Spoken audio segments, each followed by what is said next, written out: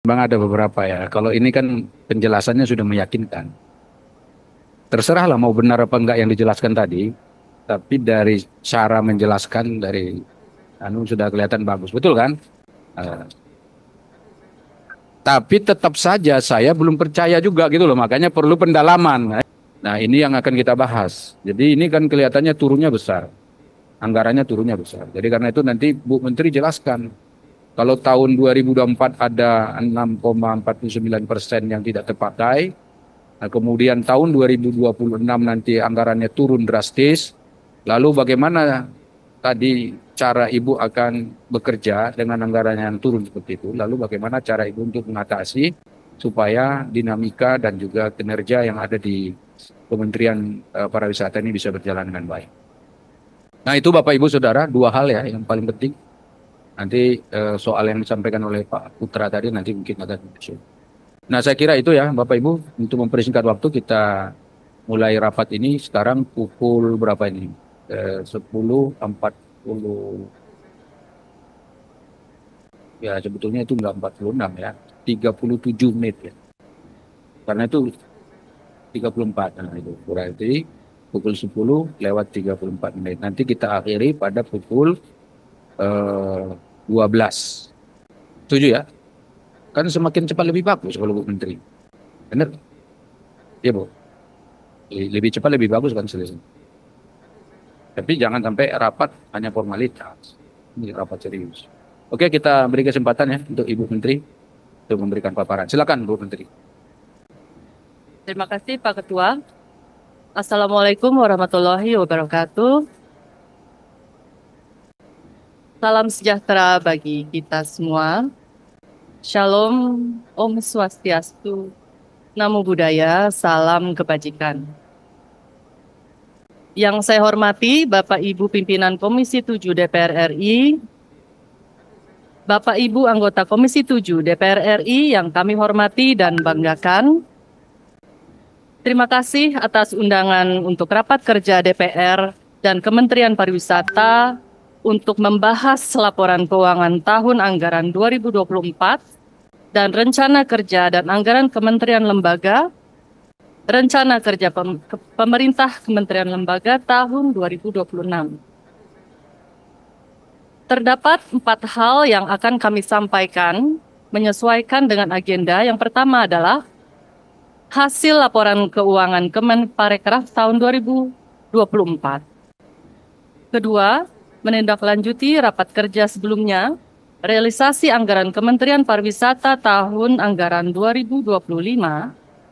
Dan yang ketiga, sesuai undangan rencana kerja pemerintah, kementerian dan lembaga tahun anggaran 2026. Dan terakhir, rencana kerja dan anggaran kementerian dan lembaga tahun anggaran 2026.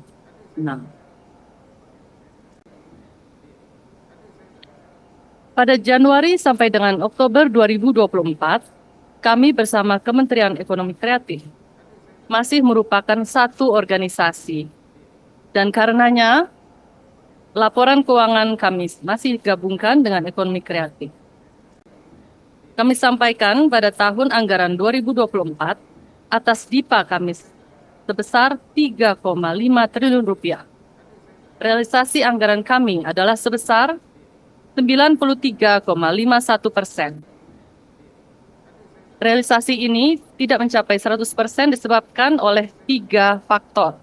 Yang pertama adalah terdapat blokir anggaran sebesar 165 miliar rupiah, sisa belanja pegawai sebesar 21 miliar rupiah yang tidak terserap, dan sisa pengadaan sebesar 42,6 miliar rupiah.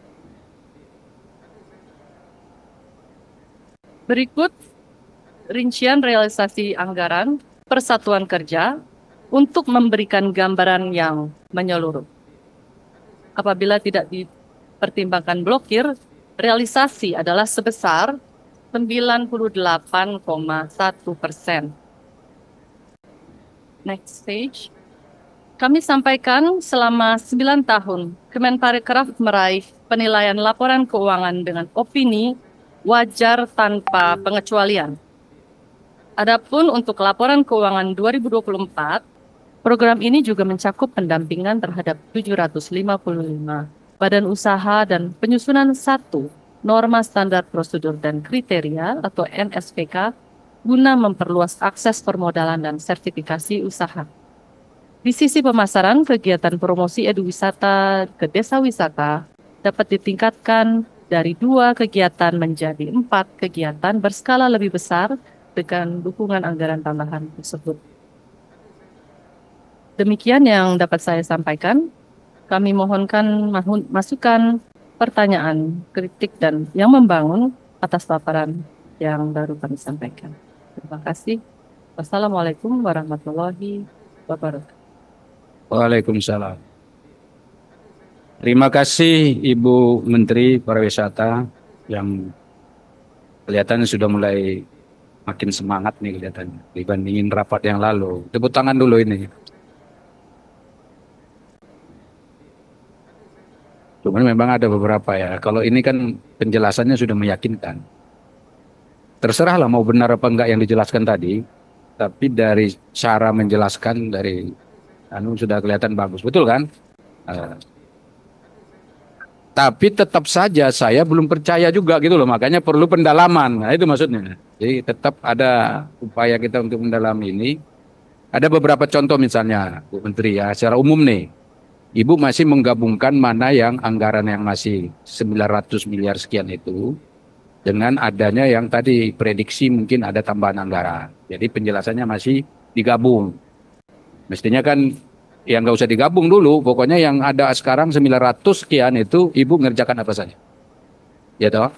Kalau nanti misalnya gini, oh nanti kami minta tambahan anggaran. Hampir semua kementerian lembaga di Republik ini itu pasti minta tambahan anggaran. Tidak ada yang enggak. Nah sekarang pertanyaannya, Bu, kalau misalnya tambahan anggaran itu tidak disediakan oleh Kementerian Keuangan, apa skenario yang bisa dilakukan agar program-program yang bagus ini itu bisa terlaksana gitu? Mestinya kan itu dijelaskan, tapi kelihatannya belum. Nanti mungkin Ibu bisa, itu saya hanya memancing daya kritis dari teman-teman untuk mendalami ini untuk kebaikan kita bersama. Karena kalau Kementerian Pariwisata ini bagus, maka komisi itu juga akan bagus. Tapi kalau anggarannya cuma 900 miliar, alasannya nggak semangat ini kita, ya kan? Jadi mudah-mudahan ini bisa nanti kita diskusikan. Saya mulai ini, yang meminta bertanya dari sebelah kiri, ada Pak Haji Henry Munif dari fraksi PKS. Silakan. Baik, terima kasih Pak Ketua, serta pimpinan Komisi 7, anggota Komisi 7, yang saya hormati Ibu Menteri beserta seluruh jajaran. Alhamdulillah ini momentum yang luar biasa ya. Saya Hendri Munif dari Dapil Riau 1 ya. Dan ini ada informasi yang barangkali kita semua hari ini mengetahui, dan mudah-mudahan ini bisa menjadi momentum yang cukup baik ya buat kita semua tentang fenomena yang hari ini terjadi dan fenomena aura farming ya dan baju jalur yang ada di Provinsi Riau. Ini merupakan momentum strategis ya penguatan budaya Nusantara dalam konteks pariwisata, dan saya pikir ini perlu saya sampaikan karena juga terkait dengan Komisi 7 yang juga berkaitan dengan pemberdayaan ekonomi ya, ada UMKM-nya dan juga ekonomi kreatif dan diplomasi budaya. Kalau kita melihat Bu Menteri ya, bahwa memang apa yang terjadi dalam beberapa waktu ini, dunia pariwisata kita memang dalam kondisi yang sulit. Tadi kita lihat anggaran itu semakin turun ya. Momentum aura farming yang terjadi di Pacu Jalur di Provinsi Riau yang saat ini viral